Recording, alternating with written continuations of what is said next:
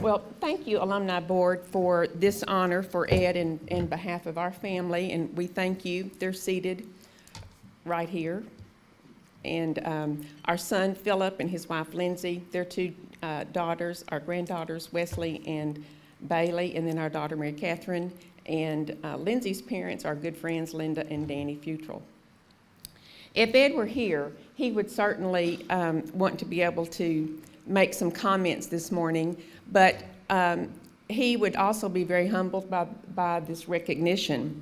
In fact, as I was trying to put together some words to say this morning, I recalled that our family was together at the College of Business breakfast last year receiving an award that he was able to receive. And I recently found his program where he had jotted down notes about that morning, and not surprisingly, all of his talking points were about other people. He used that opportunity to thank people who had helped him, those he learned from, and those who taught him about being successful, not just in business, but also in leadership and in life. And so I know that this morning would not be any different, but I especially know that he would want to take the opportunity to talk about Arkansas State University and why he enjoyed giving back to this university and why he enjoyed his 4 plus 4.5 years here. Ed was from Stuttgart and came to Jonesboro a few times, and then on one of those visits decided that he would attend ASU. When we came to this campus in 1969, we knew each other, but we had never dated. He had a car, and so that was an immediate attraction. I did not.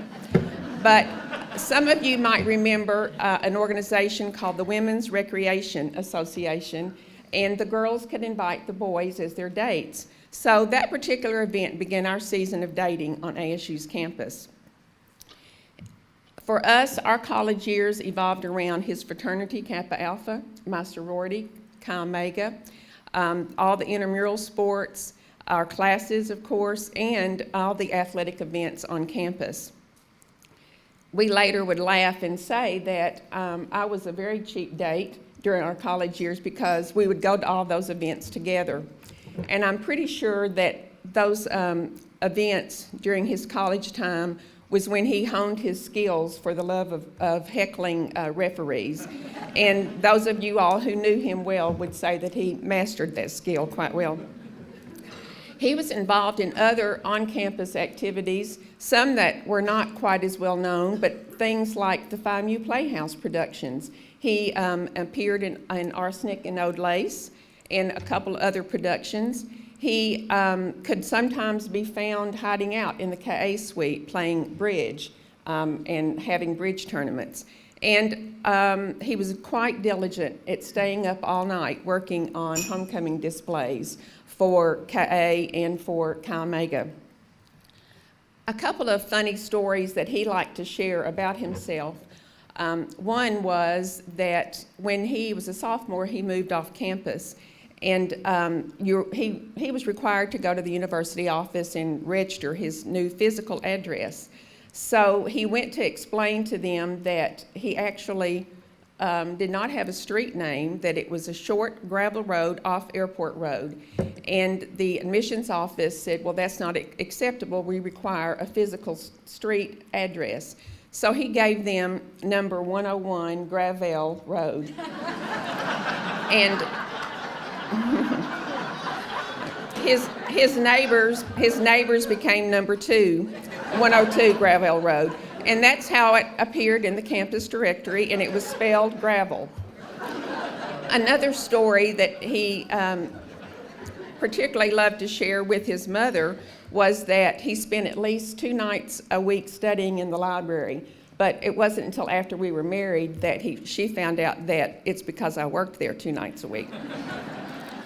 Ed and I graduated from ASU, and we continued our residency in Jonesboro. He used his business degree to begin a career in banking, and as he began his career in banking, he began to see and understand how ASU and the Jonesboro community needed each other to be successful.